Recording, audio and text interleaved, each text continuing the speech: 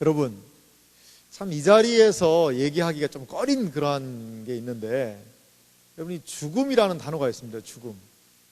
죽음이라는 게 어때요? 유쾌하진 않죠? 죽음이라는 것은 그냥 이야기만 들어도 그렇게 좋지는 않아요. 근데 좀 한국 사람들은 죽는다는 말을 어떻게 해요? 상당히 많이 하는 것 같아요. 더우면 더워, 추우면 추워, 배고프면 배고파, 다 죽어요, 진짜. 그래요. 우리 문화에서는 이 죽는다는 표현이 좀 많이 통용이 되고 있는 것 같습니다.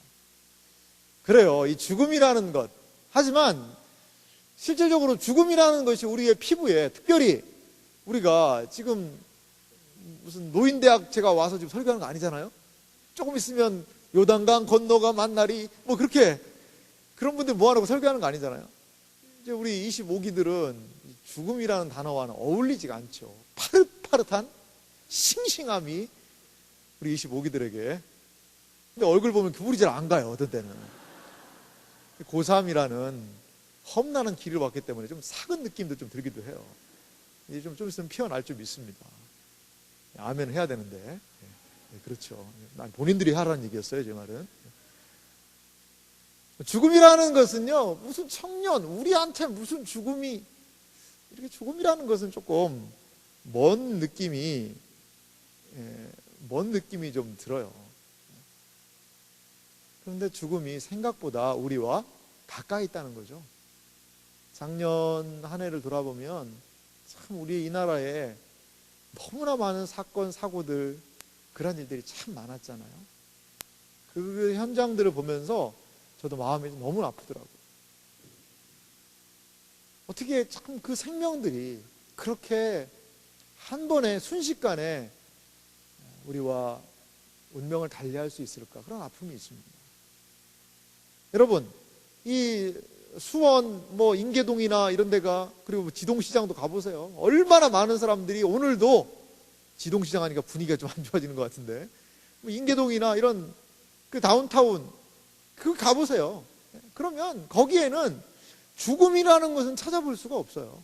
다 생기가 있고 무엇인가 사람들이 일을 하면서 역동적으로 움직이는 그러한 모습들만 거기에 있죠. 어떻게 보면 죽음이라는 것은 우리와 너무나 멀리 있는 것과 같이 생각될 때가 참 많습니다. 죽음에 대해서 사람들은 많은 생각들을 해요. 사람들은 죽고 나면 어떻게 될까? 이게 참 어려운 질문입니다. 어떤 사람은 전생이 있다고 생각을 해요. 전생. 너는 딱 보니까 전생에 너는 밥을 열심히 먹어. 아마 소 아니었냐, 소? 너는 전생에 소 같아. 이런 전생 얘기도 하고.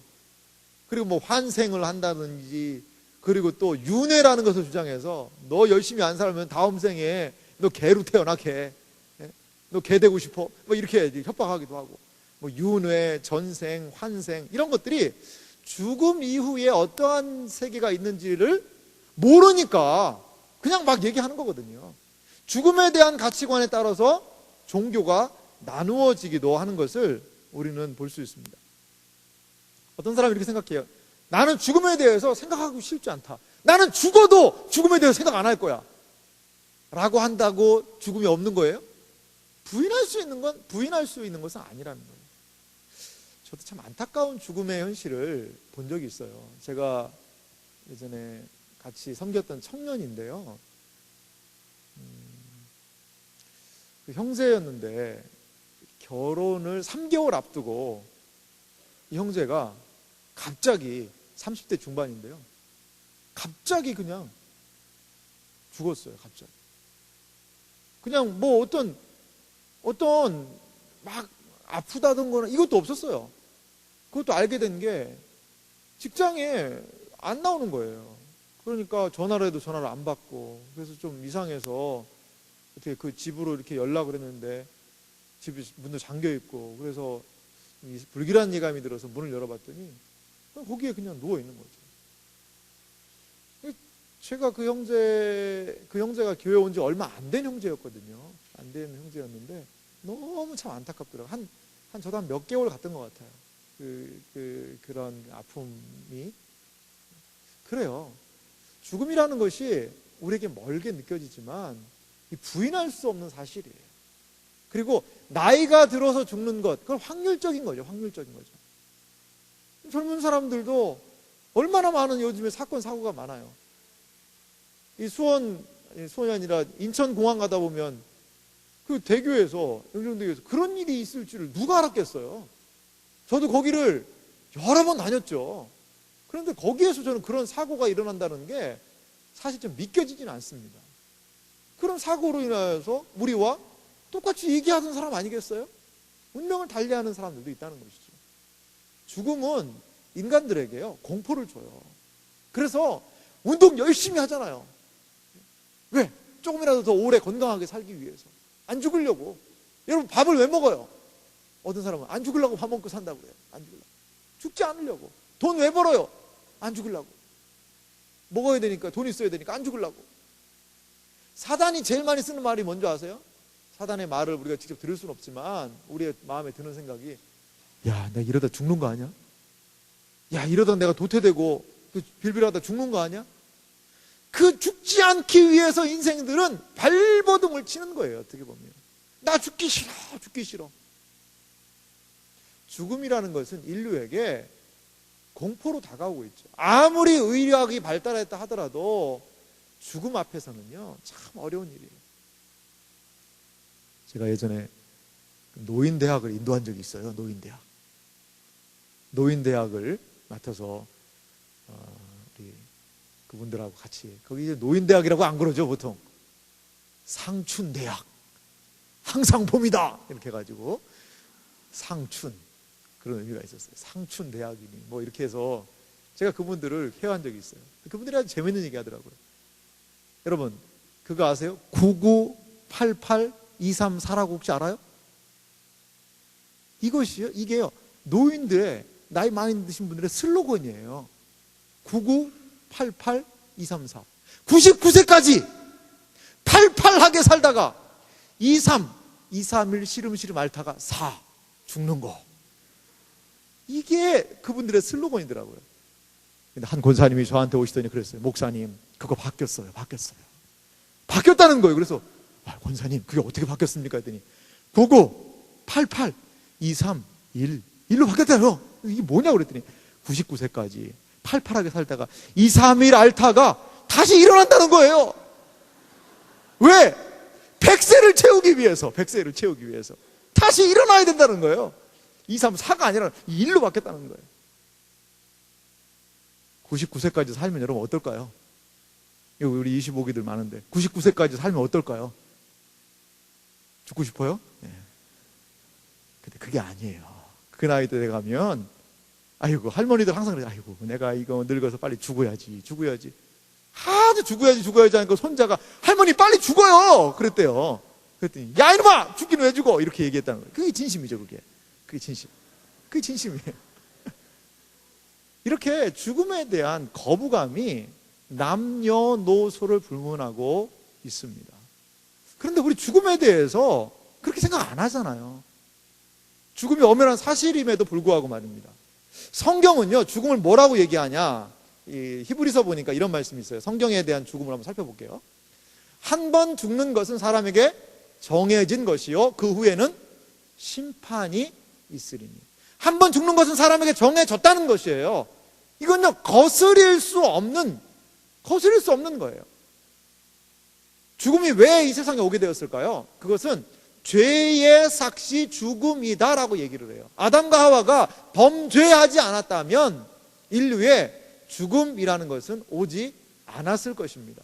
범죄한 이후에 인류에게 죽음이 왔어요. 이것을 떠난 사람은 아무도 없어요.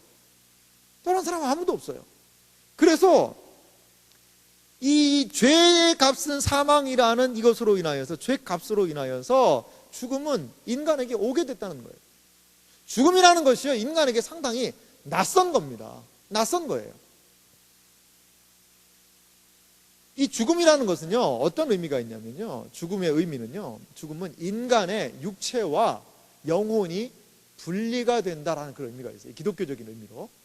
그러니까 우리는 영육 이원론, 영육 게 두 가지로 사람이 구성됐다고 봐요. 두 가지로. 그래서 그걸 이분설이라고 얘기하는데, 육체가 있고 영혼이 있다는 거예요. 근데 육체와 영혼이 함께 있다가 영혼이 떠나게 될 때, 그때 그것이 바로 육체의 죽음으로 오게 된다는 것을 성경이 이야기하고 있어요.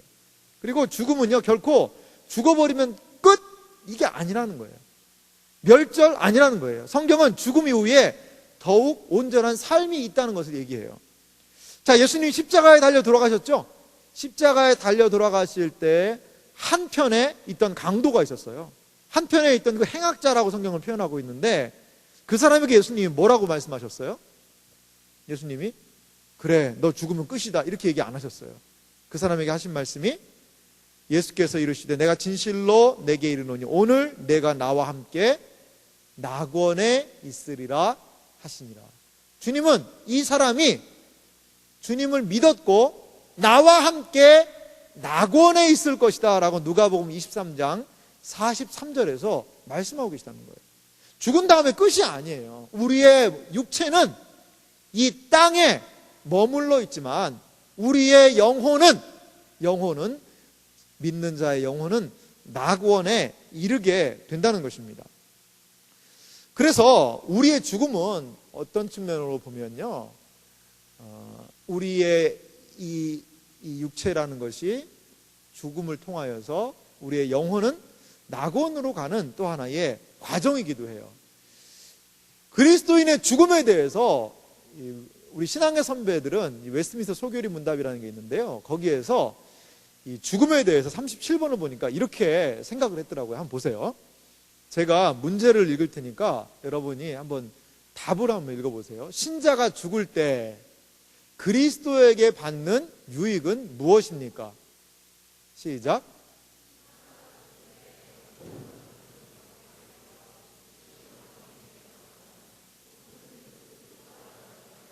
부활 때까지 무덤 속에서. 여기 잘 보세요. 한번 자막해서 보여주세요. 답을. 신자가 죽을 때, 이 육신이 죽을 때죠. 영혼과 육체가 분리될 때, 영혼은 완전히 거룩하게 되어 즉시 영광 중에 들어가며, 이제 영혼은 어떻게 된다고 그러죠? 완전히 거룩하게 된다는 거예요. 온전하게 되는 거죠. 그래서 즉시 영광 중에 들어가며, 예수님의 표현에 의하면 이게 뭐예요? 낙원이죠. 낙원으로 들어간다는 거예요. 그러면 몸은 어떻게 됩니까? 몸은 계속 그리스도와 연합되어 부활 때까지 무덤 속에서 어떻게 한다는 거예요? 쉰다는 거예요. 몸은요, 우리의 몸이 땅에 묻히는 건 그냥 저주받아서 끝나는 게 아니에요. 그 땅에 묻히는 상태에서도 뭐와의 연합은, 그리스도와의 연합은 결단코 끊어지지 않는다는 거예요. 성도의 죽음은 쉼입니다. 쉼. 하나님과 함께하는 쉼이 낙원에서도 이 땅에서도 이루어지는 상태라는 것입니다. 여러분 개중에 보니까 눈빛이, 목사님 그럼 화장하면 안 될 것 같아요. 화장해버리면은 그러면은 그리스도와 연합이 화장하면 안 될 것 같네. 나는 절대로 이제 나는 매장해라, 매장. 이렇게 해야 되겠네. 이게 이제 화장과 매장, 저는 이제 개인적인 걸 이제 다음에 한번 얘기할 기회가 있겠지만, 그 상관없어요. 그건 상관없어요. 어차피 우리의 몸이라는 게, 질량 보존의 법칙 이런 것도 있잖아요. 물질은 소멸되지 않거든요. 그 상태가 변하는 거지. 이 지구 어디 안에 있지 않겠어요? 그러면 그 달나라에서 죽은 사람 어떻게 합니까? 그거 괜찮아요. 그것도 괜찮아요. 지구 어딘가에 이 사람 모습이 변화돼서 그렇지 어딘가 있지 않겠어요? 화장은 뭐예요? 100년 걸려서 썩어 없어질 걸 그냥 한 1시간 반 내에, 그냥 짧은 시간 내에 하는 그런 과정이잖아요. 그러면 호랑이한테 물려 죽은 선교사들은 어떻게 하자는 얘기예요? 그 시체를 호랑이가 먹어버려요. 호랑이 뱃속에 들어가 있는데, 그럼 그분 같은 경우에는 어떻게, 그런 거 아닙니다. 그래서 우리의 이 몸까지도 그리스도와 연합되어서 보존이 된다. 이것이 기독교가 보는 그런 죽음에 대한 생각이었습니다. 또 신자의 죽음을 복이라고 성경은 이야기하고 있거든요. 요한계시록 14장에 보니까 이런 말씀이 있습니다. 우리 같이 읽어보겠습니다. 또 내가 들으니 하늘에서 음성이 나서 이르되 기록하라. 지금 이후로 주 안에서 죽는 자들은 복이 있도다 하심에 성령이 이르시되 그러하다. 그들이 수고를 그치고 쉬리니 이는 그들이 행한 일이 따름이라 하시더라. 아멘. 성경이에요. 성령이 말씀하시는 것이 상당히 드물어요. 한 두세 구절밖에 안 나와요. 근데 여기에 그게 나와요. 하늘에서 음성이 들려요. 요한이 들으니까 기록해라. 지금 이후로 주 안에서 죽는 자들은 복이 있다. 얘기를 하니까 성령 하나님께서 그러하다라고 그 말씀에 동의해 주시는 거예요. 인정해 주시는 거예요. 성도의 죽음은 재앙적인 죽음, 멸망적인 죽음 그거 아니에요. 성도는 뭐예요? 죽음이라는 공포, 죽음이라는 두려움, 이것을 극복한 사람들이라는 것입니다. 사람들이라는 거예요. 오늘 우리가 읽었던 이 본문을 통하여서 사도 바울 선생님을 통하여서 땅에 대한 가치, 그리고 장래에 대한, 내세에 대한 가치, 그 두 가지를 비교하는 이 사도 바울의 교훈을, 이 성경 말씀을 통해 우리의 모습과 상태를 좀 확인했으면 좋겠고, 그리고 내세라는 것이 죽음 이후의 세계에 대한 온전한 이해를 우리가 가졌으면 좋겠어요. 그래서 죽음 앞에서요, 여러분, 겁내고 두려워하는 그리스도인이 안 됐으면 좋겠어요. 예수님 믿다가 우리 죽을 수 있어요. 죽죠. 안 죽는 사람이 어디 있어요? 아무리 사람이 오래 살아도 100년, 200년 사는 사람이 어디 있겠습니까? 모든 사람이 한번 왔다가 죽는 것은 정해진 이치예요. 그거 우리가 어떻게 할 수 없는 것입니다. 아무리 의학이 발달해도요. 진시황이라는 사람이 있죠, 진시황. 진시황이 선남 선녀들을 다 보내가지고 뭘 구해오라고 그랬어요? 불로초를 구해오라고 그랬습니다. 불로초. 이 불로초를 구해와서 이 사람이 오래 살기를 원했어요. 근데 진시황이 몇 살에 죽은 줄 아세요? 49살에 죽었어요. 49살. 불로초까지 먹은 사람이 왜 이렇게 빨리 죽었을까요? 진시황이요, 불로초라고 가져와서 진상한 게 뭔지 알아요? 수은이었어요. 수은. 여러분, 이 수은을 진시황이요, 그 당시에 보니까 이게 물도 아닌 것이 투명하기도 하고 모양이 그러고, 그리고 수은을 복용을 하면 일시적으로 이 피부가 팽팽해지는 그런 느낌이 있대요. 팽팽해진대요, 실질적으로. 이 몸이 긴장이 돼가지고. 그러니까 이게 좋다고요. 그 수은을 구해다가 목욕탕 같이 만들어가지고 그 수은 속에서 목욕했다는 거예요, 진시황이. 그리고 수은을 환으로 만들어서 먹고, 나중에 이 사람이 정신 이상에 걸려서 죽습니다. 그 죽지 않기 위해서, 영원히 살기 위해서. 그래서 지금도 뭐 피부에 효과가 좋다는 화장품에 수은이 들어갔다는 이유가 다 그 일리가 있는 거예요. 한번 네이버에 수은 찾아봐요. 그러면 그게 쫙 나올 거예요. 수은과 여성의 피부의 역사가 나올 거예요. 피부를 희게 하고 피부를 더 탄력 있게 해주는데 수은이 조금의 작용이 있다는 그런 얘기가 있더라고요, 역사적으로. 그래요. 그거 먹고 더 피부 팽팽해지고 더 오래 살 줄 알았는데 그냥 미쳐버리고 빨리 죽어버린 거예요. 죽음이라는 것 앞에 어떠한 인생도 거부할 수 없는 거예요. 이 세상에서요, 중요한 게 뭐겠어요? 저는 태어나는 거라고 봐요. 여러분, 태어나는 게 얼마나 중요해요. 그리고 이 세상에서 중요한 게 뭘까요? 죽는 거라고 저는 봐요. 이 세상의 삶을 마무리하는 거예요. 그래서 태어나는 것을 기뻐하고 죽을 때 많은 사람들이 가서 그 사람의 삶을 되돌아보잖아요. 그런데 이 세상에서 제일 중요한 가치라고 할 수 있는 태어나는 것, 자기 마음대로 한 사람 손 들어봐요. 나는 대한민국의 수원의 지동, 거기서 태어날 거야 라고 태어난 사람 손 들어봐요. 없어요. 만약에 우리가 태어날 것을 스스로 결정할 수 있었다면 저는 아마 다른 데 택할 수도 있을 것 같아요. 호주나 이런 데 얼마나 좋아요. 그런데 뭐 거기로 이민 간다는 얘기는 아닙니다. 하지만 내가 만약 선택할 수 있다면 좀 더 좋은 나라, 좀 더 좋은 환경, 좀 좀 더 좋은 자연 경관이 있는 곳, 환경 오염이 덜 된 곳, 더 살기 편한 곳, 거기 선택했겠죠. 그렇지만 어느 인생이 자기가 태어날 걸 선택한 인생이 어디냐고요. 자기가 죽는 날 알아요? 알 수 있어요? 모르는 거예요. 모르는 거예요. 자기가 언제 죽을지 모르는 거예요. 모르는 거예요. 하지만 죽음은 반드시 옵니다. 반드시 와요. 인생에 있어서 가장 중요한 태어나는 것, 죽는 것, 내 마음대로 할 수 없는데 그 인생의 가운데 토막들을 내 마음대로 살 수 있다? 넌센스죠. 넌센스예요. 죽음이라는 거 하나님이 우리에게 주셨다는 것은 참 슬픈 현실이긴 합니다만 우리로 하여금 겸손하게 하고 하나님 아버지를 기억하게 한다는 거예요. 이게 존 칼빈 선생님의 말이에요. 존 칼빈 선생님의 말이에요. 이것으로 인하여서 우리는 더 끊임없이 하나님을 의지하고 성화의 삶을 살게 됩니다. 이렇게 칼빈은 죽음의 의미를 성화라는 것과 연결시키는 것을 볼 수 있습니다. 사도 바울 선생님은 오늘 죽음에 대해서 좀 죽음과 그리고 영원한 삶에 대해서 좀 대비적으로 여기에서 표현을 하고 있거든요. 5장 1절을 한번 봅시다. 5장 1절에 보면 이 두 가지가 명확하게 대비가 되고 있습니다. 우리 한 목소리로 같이 읽어볼까요? 고린도후서 5장 1절을 같이 읽습니다. 만일 땅에 있는 우리의 장막집이 무너지면 하나님께서 지으신 집, 곧 손으로 지은 것이 아니요 하늘에 있는, 보세요. 땅과 대비를 이루고 있는 것이 무엇이에요? 하늘이죠. 그리고 우리의 장막집과 대비를 이루고 있는 게 뭐죠? 그렇죠. 영원한 집. 이게 명확하게 이제 대비를 이루고 있어요. 여기에서 이제 먼저 현재의 삶을 설명하고 있는 것이 있는데 그것은 땅에 있는 우리의 장막집이라는 것이죠.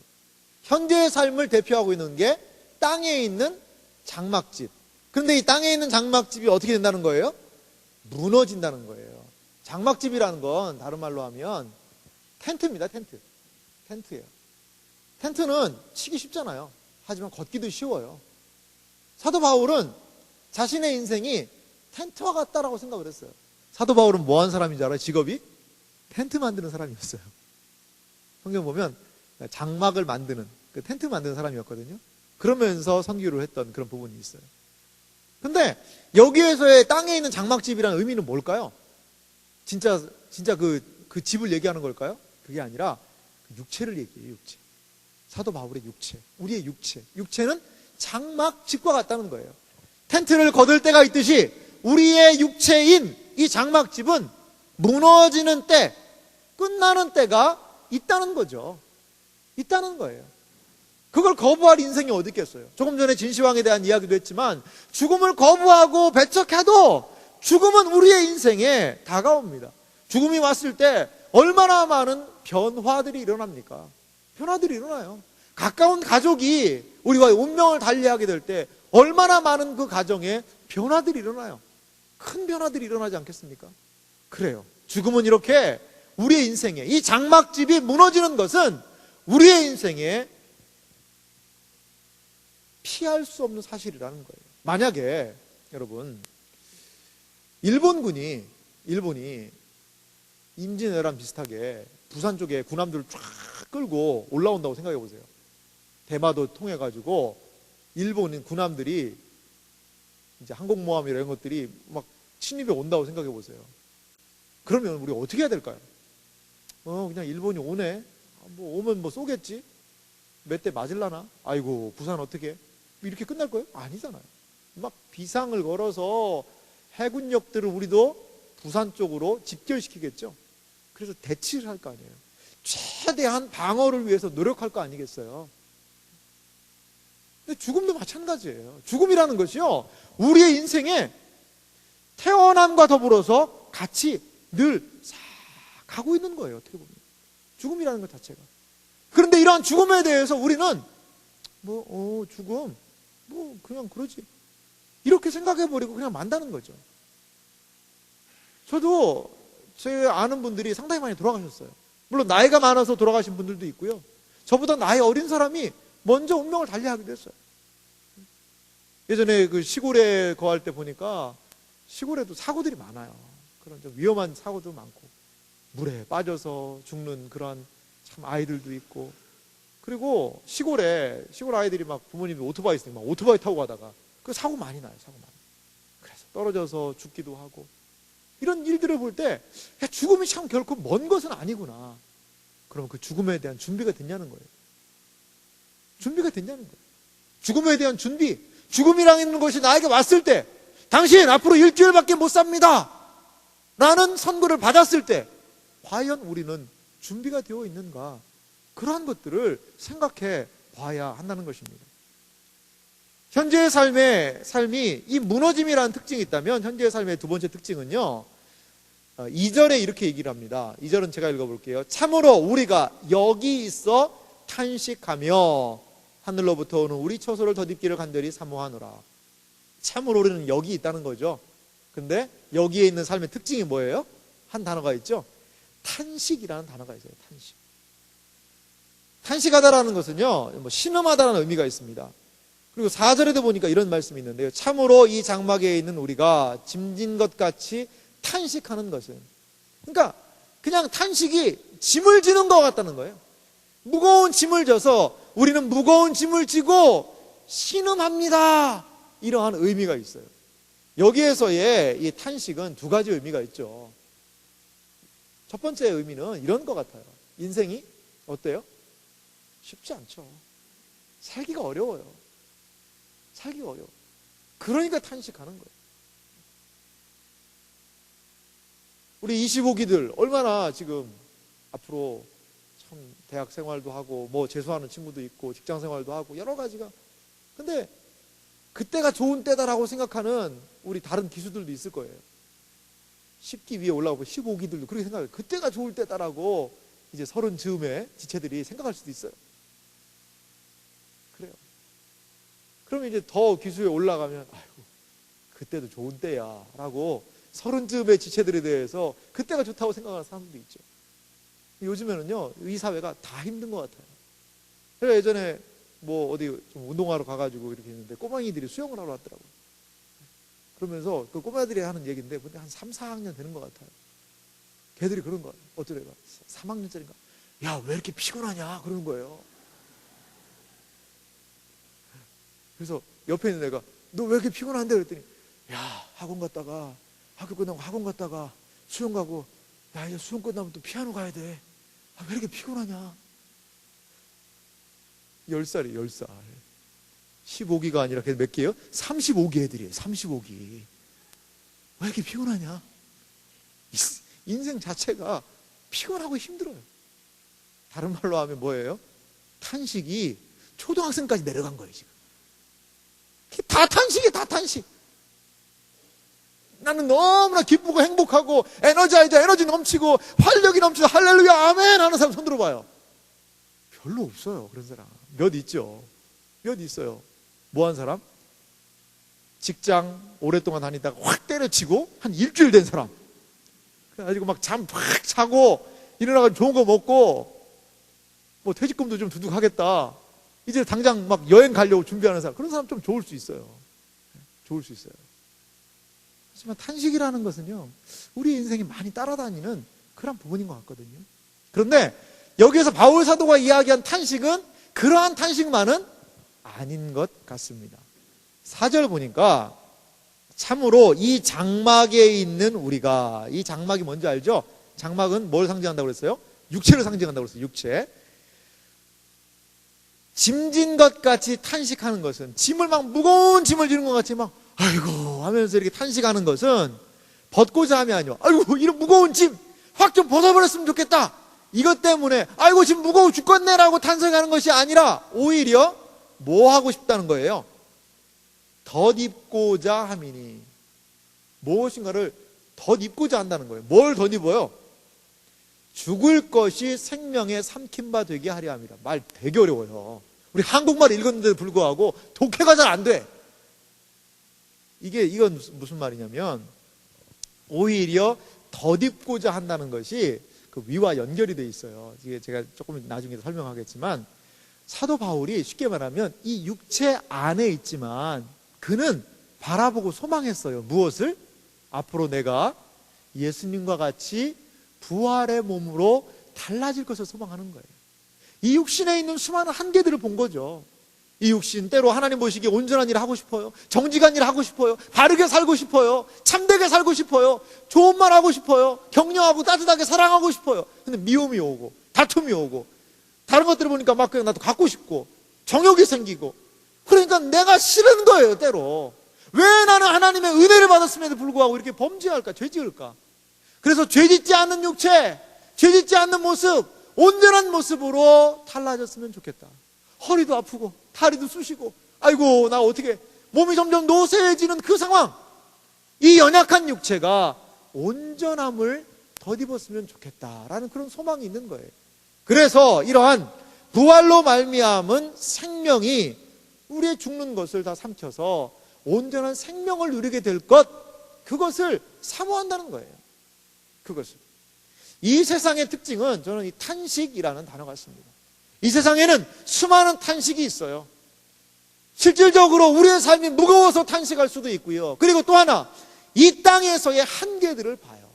나의 한계를 보고, 이 땅에 때로는 교회의 한계를 보기도 하고, 수많은 한계들을 바라보면서 우리는 뭐 하는 거예요? 탄식할 수밖에 없는 거예요. 탄식할 수밖에 없는 거예요. 그것이 바로 사도 바울이 바라보았던 삶의 모습이었다는 것이죠. 그렇다면요, 사도 바울이 소망하고 있는 장래의 영광, 내세의 영광, 거기에는 어떠한 것이 있는지 한번 알아보겠습니다. 장래의 삶의 특징을 1절의 대비적인 용어로 우리 살펴볼 수 있어요. 장래의 삶의 첫 번째 특징은요, 하늘에 있는 영원한 뭐가 있다는 거예요? 집이 있다는 것입니다. 우리에게는 하늘에 영원한 집이 있다는 거예요. 여기서의 집이라는 것은 단순하게 우리가 살 집, 하늘나라, 그것을 의미하는 것 같진 않아요. 제가 1절을 설명할 때 조금 전에 장막집이 뭐라고 그랬죠? 육체라고 그랬죠. 그러면 장막집이 육체면 하늘에 있는 영원한 집도 무엇과 연결된 것이어야 되겠어요? 육체와 연결되는 것이어야 한다는 것이죠. 여기서의 영원한 집이라는 것은 결론적으로 말씀드리자면요, 바로 우리가 변하게 될 부활의 몸을 상징합니다. 부활의 몸. 여기서 우리가 좀 생각할 것이 있는데, 죽으면 사람 어떻게 되죠? 죽으면 끝이 아니에요. 목사님, 죽으면요 우리 영혼이 하늘나라 가요. 끝? 아닙니다. 아니에요. 우리의 영혼이, 예수님이 조금 전에 한편 행악자에게 낙원에 있을 것이다 라고 얘기했죠. 낙원에 가서 있는 거예요. 몸은요, 우리 신앙의 선배들은 땅에서 쉰다고 그랬잖아요. 우리의 몸과 영혼이 다시 만나는 때가 있어요. 다시 만나는 때가. 이건 뭐 제가 지어낸 얘기가 아니고요, 성경이 이야기하고 있는 거예요. 그때가 언제일까요? 그것은 바로 예수님께서 재림하시는 날이에요. 예수님께서 다시 오시는 그날에 우리는 누구와 같이 부활의 첫 열매이신 그리스도 같이 우리의 몸도 부활하는 거예요. 예수님을 뭐라고 불러요? 부활의 무슨 열매? 첫 열매라는 거예요. 첫 열매가 올라와요. 그 첫 열매가 올라오는 것은 뭘 나타내주고 있어요? 아하, 조금 있으면 저런 열매가 저 나무에 많이 맺히겠구나, 이것을 알려주지 않습니까? 나락이삭이 하나 패 올라와요. 그럼 저기는 벼가 앞으로 황금 들판을 이루겠구나, 그것을 소망하지 않겠어요? 사도 바울이 소망했던 것은 바로 그거였다는 거예요. 죽어서 내 영혼이 그냥 좋은 데 가는다는 것, 그것을 넘어서 주님과 같은 모습으로 내가 부활할 것에 대한 믿음, 그것을 그는 가지고 있었다는 거예요. 여러분, 죽어서 영혼이 좋은 데 가는 것으로 끝나는 것 결코 아닙니다. 우리 좀 전에 그거 아니라고 고백했잖아요. 어디서? 사도신경에서. 사도신경의 고백을 보면 성령을 믿사오며, 그 다음에 뒤에 뭐예요? 마지막에 그 뒤에 좀 넘어가면 몸이 다시 사는 것과, 우리 그거 예배 때마다 하잖아요. 기독교는 그냥 뭐 육체가 끝나버리는 종교가 아니라 다시 우리의 몸을 하나님께서 살리실 것을 믿는 종교가 바로 우리 기독교 신앙이라는 거예요. 언제? 부활의 때에. 마치 이것과 같아요. 우주에 가면 뭐를 입어요? 우주복을 입어야 돼요. 제가 이렇게 아무리 양복이 좋지만 이 양복 입은 상태로 그냥 비행기 문 팍 열고 이렇게 우주에서 이렇게 나가면 어떻게 될까요? 죽어요. 그냥 안녕이에요, 안녕. 살 수가 없어요. 이 우리 신체는 1기압에 맞춰져 있잖아요. 비행기 타고 조그만 기압이 낮은 데로 올라가 보세요. 그럼 어떻게 돼요? 막 귀가 막 그냥 막 뻑뻑하고 그럼 막 바람 불고 막 그러잖아요. 그게 왜 그래요? 기압 맞추는 거거든요. 고막이라는 게 이 신체 안이 1기압으로 딱 맞춰 있고 바깥에서 외부에도 1기압으로 맞춰서 그래서 유지가 되는 거예요. 우리 신체가 다 그렇거든요. 근데 거기는 뭐예요? 우주에는 무중력 상태고 기압 없잖아요. 어떻게 되겠냐고요. 밖에서는 안에서는 막 바깥으로 미는데 상상에 맡기겠어요, 여러분? 그래요. 마치 우주인은 그래서 우주에서 우주복을 입고 그 생활을 살 수 있듯이 우리가 최종적으로 가게 될 새하늘과 새 땅, 죽음 이후에 그것을 하늘나라라고 하는 그 땅에, 새하늘과 새 땅에 들어가기 위해서 그 새하늘과 새 땅에 걸맞은 모습으로 우리를 하나님께서 바꾸신다는 거예요. 그것이 바로 부활의 모습이라는 거예요. 그것이 바로 오늘 하늘에 있는 영원한 집이 우리에게 있다. 그 집은 손으로 지은 것이 아니다. 하나님께서 우리를 그렇게 만들어 주신다라고 여기에서 말씀하고 있는 것입니다. 고린도전서 15장 51절부터 2절에 보니까 부활에 대해서 이렇게 얘기해요. 고린도전서 15장은요 특별히 이 부활에 대해서, 기독교인의 부활에 대해서 얘기한다 해서 부활장이라고 보통 얘기합니다. 그래서 한번 읽어봅시다. 같이 읽겠습니다. 시작. 보라, 내가 너희에게 비밀을 말하노니. 비밀을 말합니다. 뭡니까? 우리가 다 잠잘 것이 아니요, 마지막 나팔에 순식간에 호련히 다 변화되리니 나팔 소리가 나매 죽은 자들이 썩지 아니할 것으로 다시 살아나고 우리도 변화되리라. 우리가 변화된다는 거예요.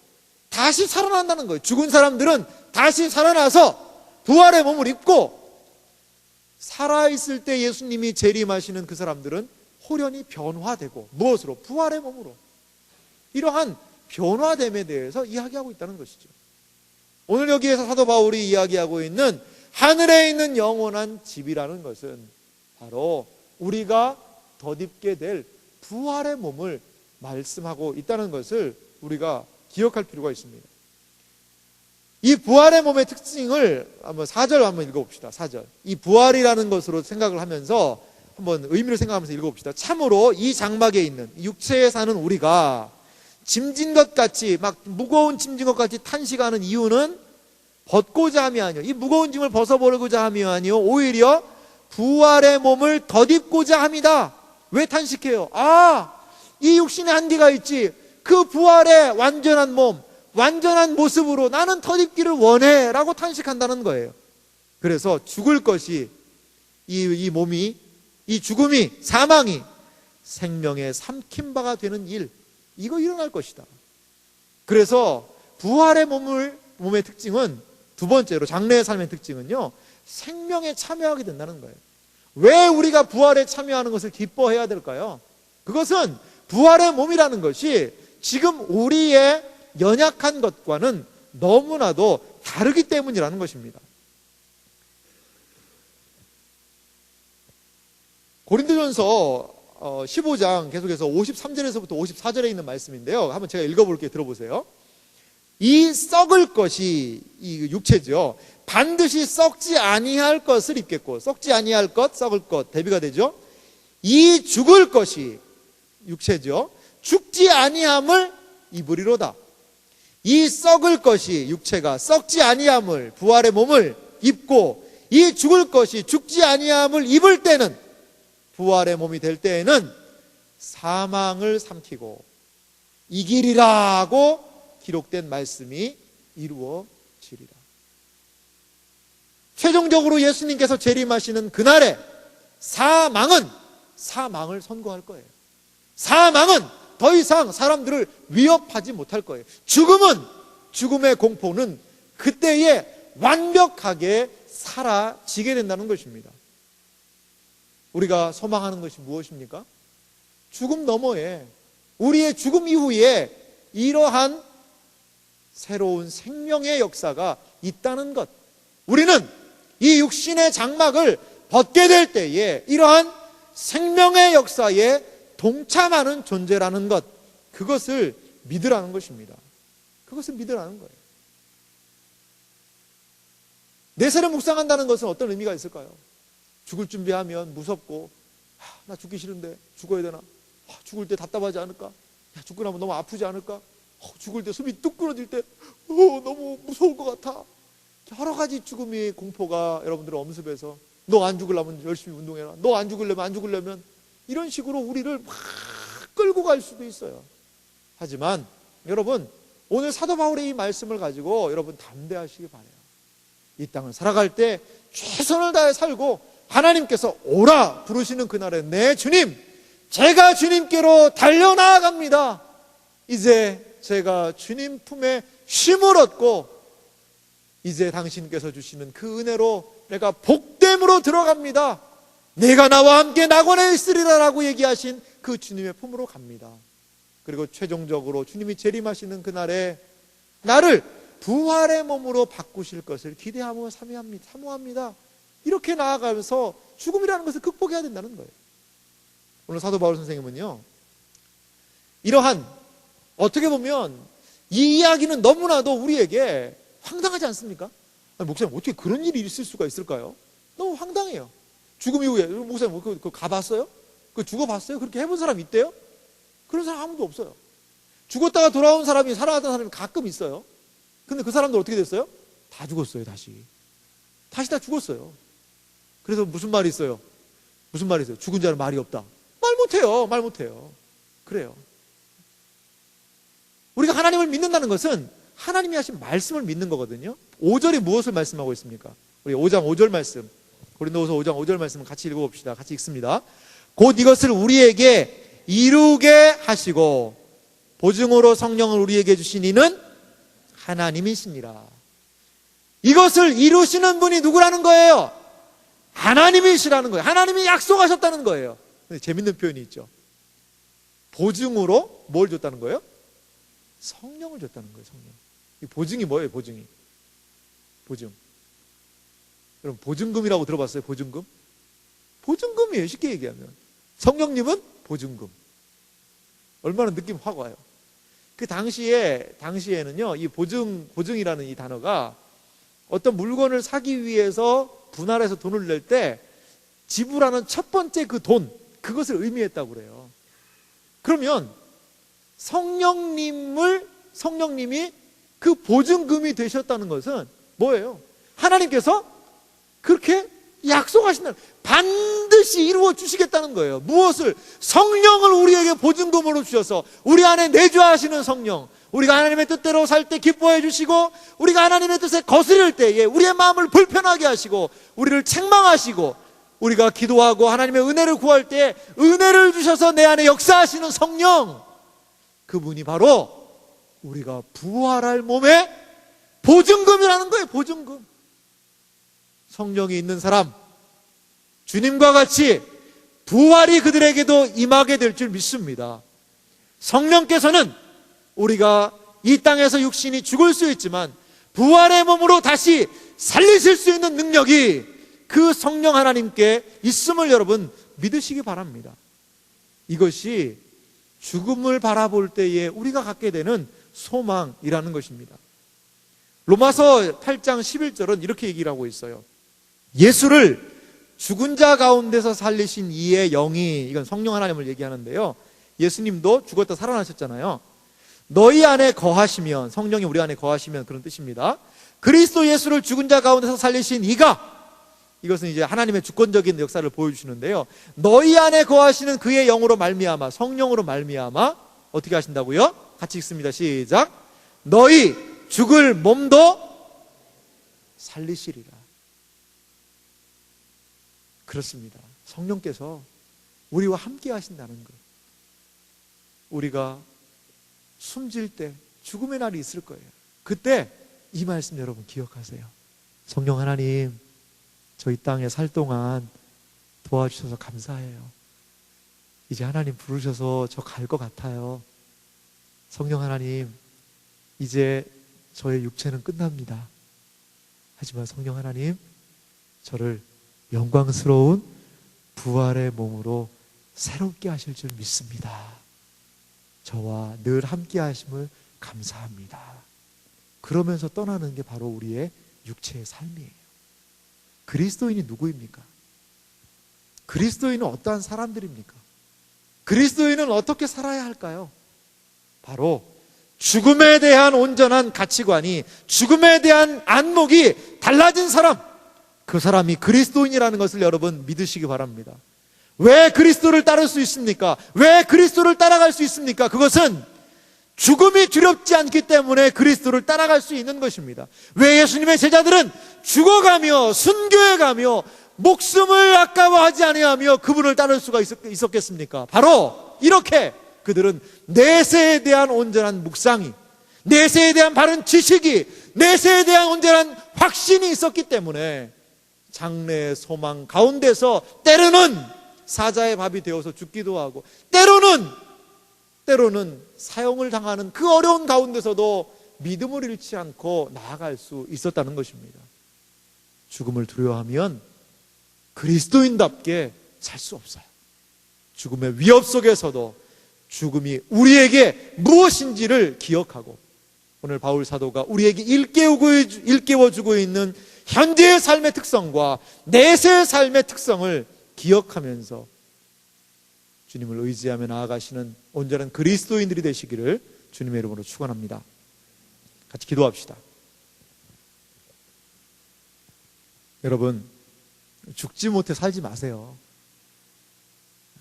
우리에게 죽음이라는 것이 어떠한 의미가 있는지를 꼭 기억하세요.